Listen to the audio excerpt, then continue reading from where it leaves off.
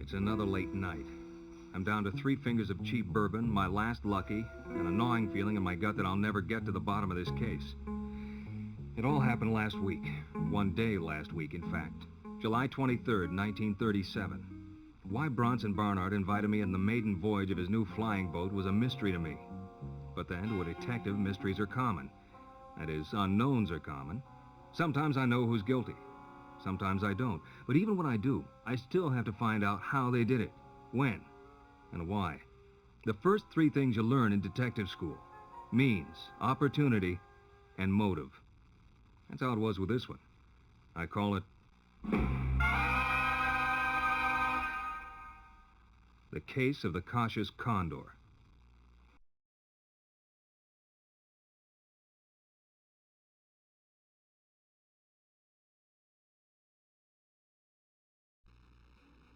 I arrived at Pier 7 just outside Baltimore at 9:30 in the morning. Even before I passed through the gate, I could see the thing on the water at the Barnard Industries private dock. It was one of those big flying hotels the uptown crowd called China Clippers, equipped with staterooms, lounges, dining room, observation decks, the biggest planes ever built. And this one was even bigger, more sleek, more modern, more powerful, more extravagant, just like its designer and builder, Bronson Barnard. I knew Bronson in 1917. The Great War, we called it then. We enlisted in the Lafayette Escadrille, flew battered Nieuports over France, blasting German Fokkers out of the sky and saluting them as they went down. I was pretty good at it. Bronson wasn't quite as good, but like everything he does, he was flamboyant. Except that day a German ace got him in his gun sights. The crowd swooped out of the sun, unloading a belt from his wing gun. Bronson tried desperately to get out of range, but the Hun stuck to his tail like gum on a new shoe. I could see my pal was finished if I didn't do something. I yelled, "Keep away from him, Bronson! I'll take care of it!" I did a triple roll around the German's triplane and came up under him, spitting lead from my forward machine gun. The bewildered crowd must have heard his tail ripped with bullets, because he let go of Bronson and did a right wing over to get out of my sights. But I figured he'd do that. And I finished an Immelman before he got level.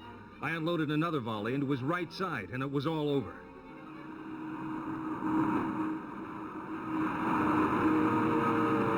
The Fokker went down, splintering into kindling on some French farmyard.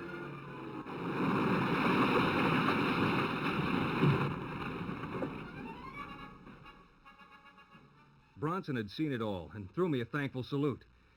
But he never mentioned the incident again. I supposed it festered in him, but I don't know. After the war, our lives drifted apart. He apparently kept track of me, through my days as a New York cop, with the feds chasing Capone, right up to now. Even though my career was currently a string of divorce stakeouts and runaway husbands. But I never heard from Bronson until the invitation arrived for the maiden flight of his Condor.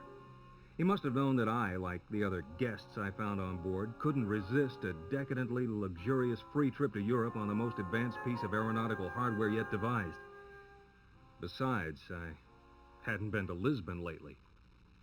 After the 11 other guests were seated in the comfortable reclining seats in the main lounge, the Condor began its takeoff.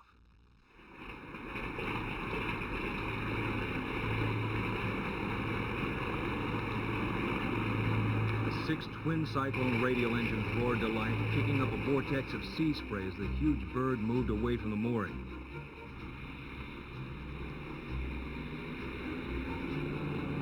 It lumbered across the bay, trailing a broad wake.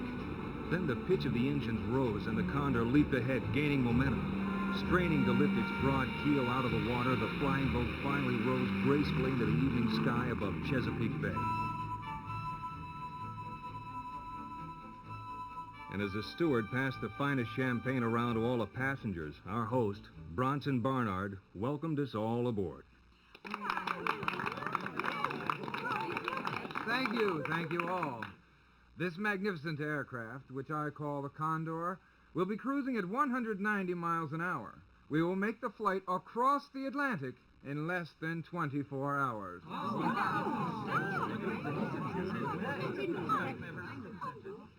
The steward is passing out a list of the passengers, just so we'll all know each other.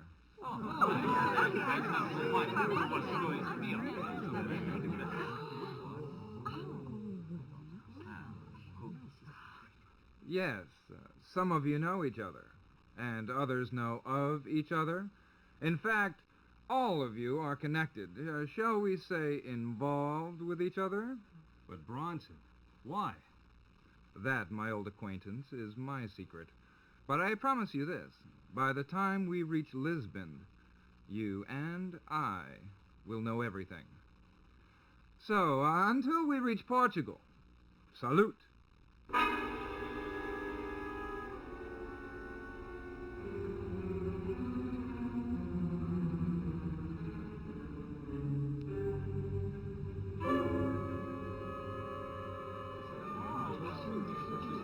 My greatest achievement, Peters.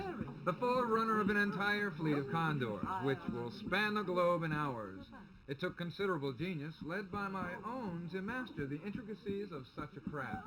Engineering, finance, politics. It seems you dominate whatever enterprise you put your mind to. Oh, yes, Miss Simmons. All fields of human endeavor fascinate me. I master them all.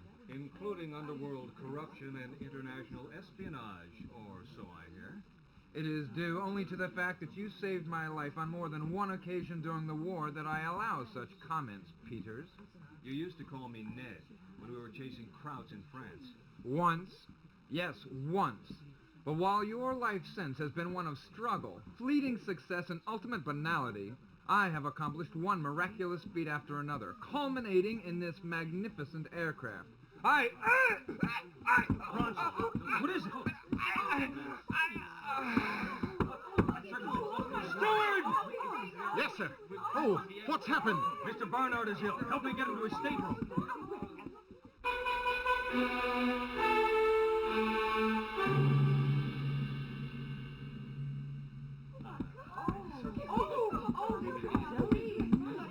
What is it, a heart attack? I don't know.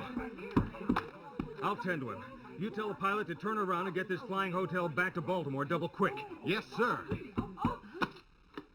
Bronson, can you hear me? Ned, help me. Yes, Bronson. We're heading back to Baltimore. No, too soon. What do you mean? Ned, I need the 24 hours to solve a murder. A murder? Isn't that a little more in my line than yours? I wanted to prove I was as good as you. Had to make up for being saved in France. Bronson, you've brooded about that since then? Listen, someone on board is a murderer. They killed a customs agent named Gerald Weltner. Weltner, I think I read about that in the papers. A star witness in a congressional investigation into corruption in the U.S. Customs Department. Weltner was going to expose foreign agents and Americans who were bribing customs officials. But how does that... June 22nd, about 9:30 p.m., Weltner was found sprawled across the ottoman in his townhouse. $10,000 in crisp new bills were on the floor. He was poisoned. But what's that got to do with the Condor? A challenge. A 24-hour trip to find the murderers and get the proof. But why me? I had nothing to do with Weltner's death. Just to show you I could do it. But now, I need you. How? Get the evidence. Expose the killer before the plane touches down. But we're headed back to Baltimore. We'll be there in 30 minutes at the most. Then hurry. Now that they all know that I'm onto them, you can never get them together again. Play them against each other. You'll get the truth. But how did you find out all this? Weltner was my son. But I thought you never married. Illegitimate. The product of a brief fling I had with a chorus girl. I watched over him. Got him the position at the Customs Department. Before he died, he managed to phone me. What did he say? He rattled off a list of names. But he was out of his head from the poison. Talked as if all of them killed him.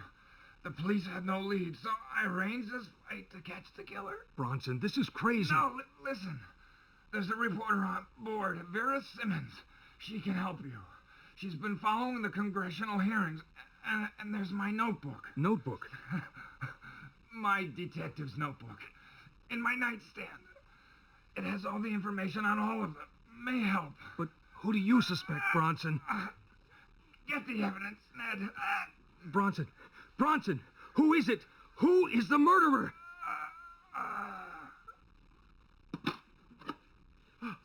Is he dead? No, he's still breathing, but he's no good for the rest of the flight. What do we do, sir? You tell the captain to get this bucket back to Baltimore as fast as he can. As for me, I've got 30 minutes to find a murderer.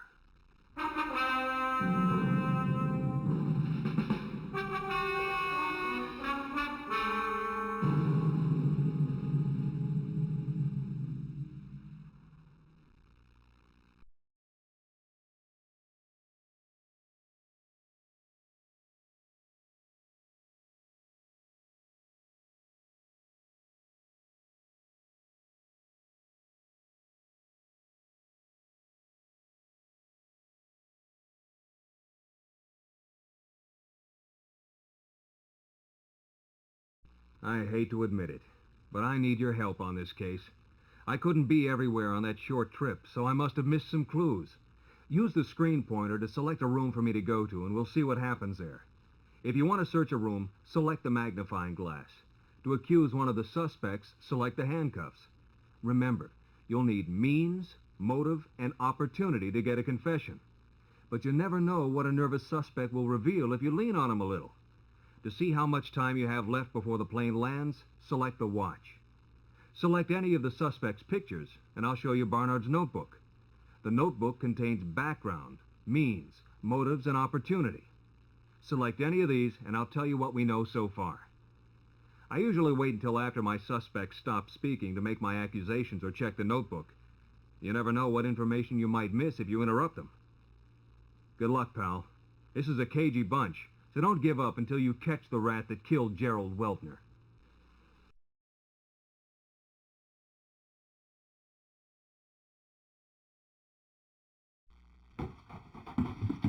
I checked out Barnard's stateroom on the off chance there was something he was holding out on me. But I found nothing.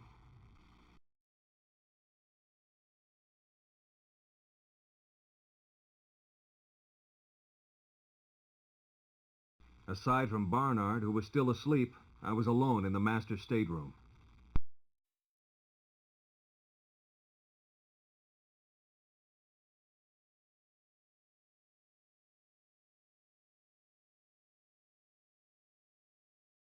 Stateroom 3 was as ritzy as the others, complete down to the crystal decanters and the Persian rugs.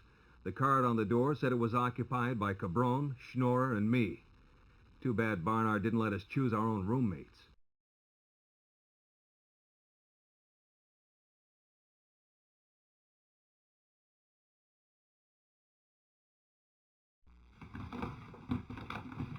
A search of Cabron's personal belongings revealed only a variety of colognes, hair tonics, and mustache wax. But in Schnorrer's suitcase, I found a letter dated a few weeks before from the King of Egypt, thanking Schnorrer for the assistance he had given to the prince, and promising to make the arrangements with Weltner that Schnorrer had requested. This would bear further investigation.